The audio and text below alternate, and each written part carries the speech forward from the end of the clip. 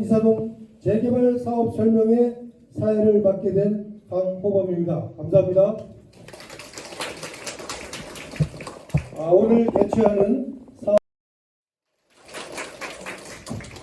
이어서 태평 이사동 민정자 재개발 추진위원장의 인사 말씀이 있겠습니다.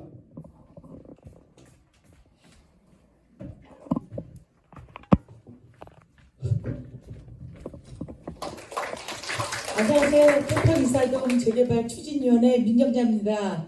참 이렇게 또 여러분들을 이 자리에서 뵙게 돼서 너무 반갑고요. 사실 그 6년 전부터 2019년도죠. 2019년도에 작은 숫자들이 모여서 재개발을 위해서 그때는 이제 도시재생으로 저희 지역이 포함되어 있었잖아요. 그래서 도시재생 결사반대 태평 이사동을 전면 재개발하라. 그럴 때도 저는 가로주택이 아니라 우리는 전면 재개발을 해야 된다라는 소신 있는 생각이 있었고 거기에 뜻을 함께 해주신 많은 분들이 있었습니다. 그래서 불모지와 갔었던 이 태평 이사동의 재개발을 향해서 여러분들의 손길을 모아 여기 있는 운영위원회들 또한 관리자님들 또 이 재개발을 위해서 물신양면으로 작지만 보이지 않는 힘들이 결집이 되어서 오늘 이 재개발을 할 수 있는 이제 연번 동의서라는 동의서가 진구되는 그런 상황에 이르렀습니다. 그리고 앞으로도 여러분들이 중심이 되어져 아파트를 짓는 그날까지 갈 겁니다. 6년을 한결같이 온 것처럼 앞으로 포기할 일 없이 그 다음에 아파트가 지어지는 그날까지 뚝심 있게 해낼 자신은 있습니다. 그런데 이제 어떤 일이 있었느냐 조금 말씀드릴게요. 연번 동의서가 11월 13일부터 나왔습니다. 11시에 나왔고 저희는 사실은 이제 저쪽에 지금 저희와 같은 그러니까 그동안 어쨌든 관리 가로주택을 추진했던 그런 분들이 지금 사무실을 오픈하고 있어요. 동의서를. 그런데 지금 어떤 상황이 벌어지느냐면 민정자 사무실에서 나왔다. 그리고 동의서를 받아가시고 또 한 가지는 민정자랑 함께 한다. 이렇게 하고 동의서를 받아가셔요. 뭐 받아가서 쓰고 가셔서 어쨌든 재개발만 해주시면 큰 문제가 없겠죠.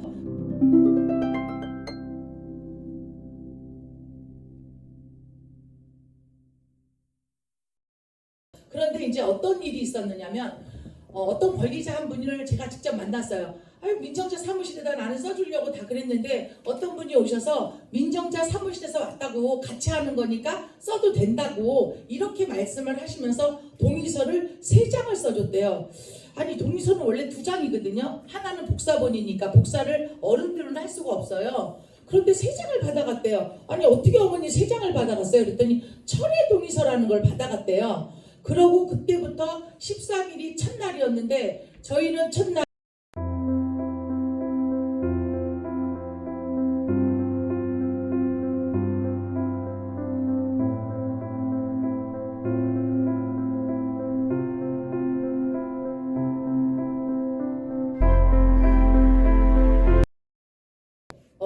철회 동의서에 대해서 좀 말씀드릴게요. 철회 동의서는 내가 쓴 동의율을 없애는 거예요. 그런데 그분들은 어른들이 철회 동의서가 뭔지도 모르는데 3장씩을 다 받아갔다는 거예요.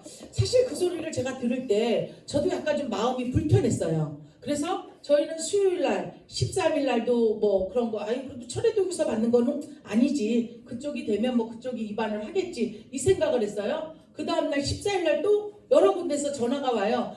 야 용인까지 사람이 와서 철회 동의서를 받아갔대. 이런 얘기가 또 들려요. 그래서 제가 그 얘기를 들으면서 야 그러면 우리도 받아야 되지 않냐 라는 관리자분들의 그 애절한 마음을 제가 알잖아요. 그래서 저도 금요일날 그러면 우리도 받읍시다 하고 금요일날 받은 거 제가 갖고 왔어요. 금요일날 토요일날 받은 이게 철회 동의서예요. 제가 이름은 안 보여드리지만 여 받은 거 10몇 장 있어요.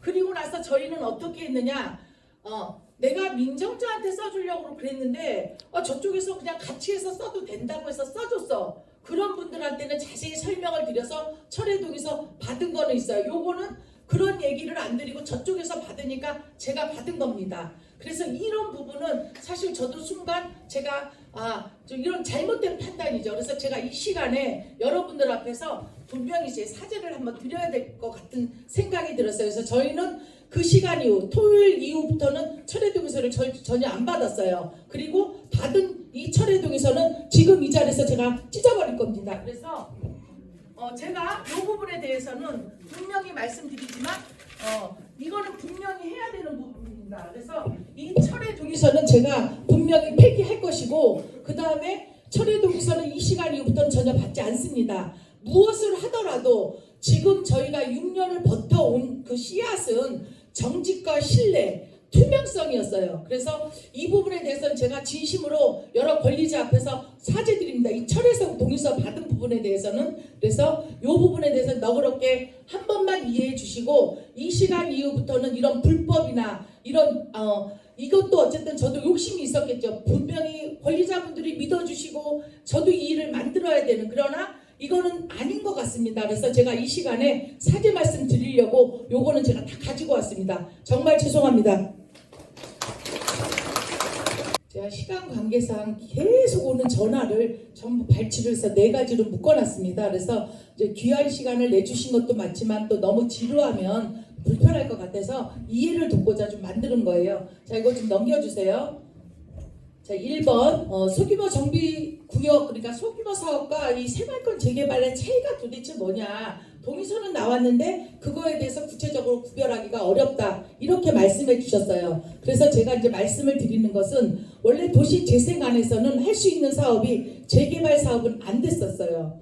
안 됐다고 포기했으면 오늘의 이 재개발 사업은 절대 없었을 것입니다. 그러나 저는 뚝심 있게 이 일을 만들고 찾아왔고요. 소규모 정비 사업이라는 것은 태평 이사동이 86,000평이에요. 86,000평을 3개로 쪼개서 3단계, 1구역, 2구역, 3구역. 지금 86,000평 중에서 86,000평을 다 이발한 거 아닙니다.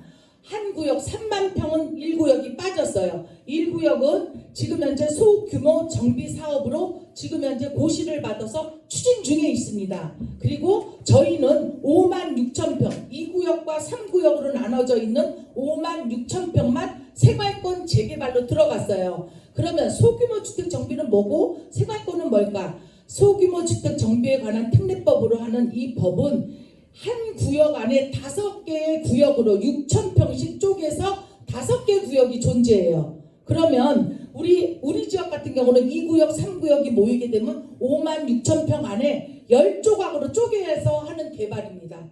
그래서 그런 개발이 저는 부당하다고 생각을 해서 국토부로, 경기도청으로 성남시를 뛰어다녔고, 드디어 우리가 생활권 계획 56,000평으로 할 수 있는 법안이 나와서 지금 이 일을 하는 것이고, 지금 현재 저희는 1구역을 제외한 1구역 분들도 가끔 이제 불만은 있으신데 고시를 받아서 그거는 제가 어찌할 수가 없어요. 그래서 1구역 부분은 고시가 해지되고 나면 생활권으로 들어올 수 있지만 오늘은 안 된다라는 거예요. 그래서 분명히 명확하게 제가 말씀을 드립니다. 그래서 10개로 쪼개서 하는 개발 방식, 생활권 재개발은 어떻게 하냐, 통으로 해서 한 단지로 개발하는 방식, 이렇게 이해해 주시면 빠를 것입니다. 두 번째 질문이요. 신속통합은 몇 년 전부터 계속 전화도 오고 뭘 받기도 했는데 태평이사동 재개발 추진위원회에서 뭐를 했냐. 사실 제가 아까 말씀드렸죠. 태평이사동 재개발 추진위원회는 재개발을 할 수가 없었습니다. 없었지만 그 씨앗조차도 없으면 재개발을 전혀 할 수가 없었겠죠. 6년 동안 재개발의 방향을 도로, 시로, 국토부로 쫓아다니면서 시위도 하고 때로 몰려가서 시장 면담도 하고 해서 이걸 만들어냈기 때문에 저희는 여러분에게 동의서를 받을 이유가 없었어요. 다음이요. 3번 신속통합 추진위원회가 통합을 하자라고 했는데 왜 재개발 제가 거절을 했냐, 이런 얘기도 많이들 하셔요. 말씀드릴게요. 아까 얘기했죠. 정비업체는 제가 참 이름을 얘기해서 되는지 안 되는지 모르겠네요. 거기에 부사장으로 얘기하면 안 된대요. 어쨌든 그분이 저한테 찾아온 건 맞아요. 자, 2가지만 얘기했어요. 첫째, 싸우지 말고 하자. 둘째, OS 요원 쓰지 말고 하자. 그런데 수요일, 목요일 OS 요원 다 풀었더라고요. 그래서 제가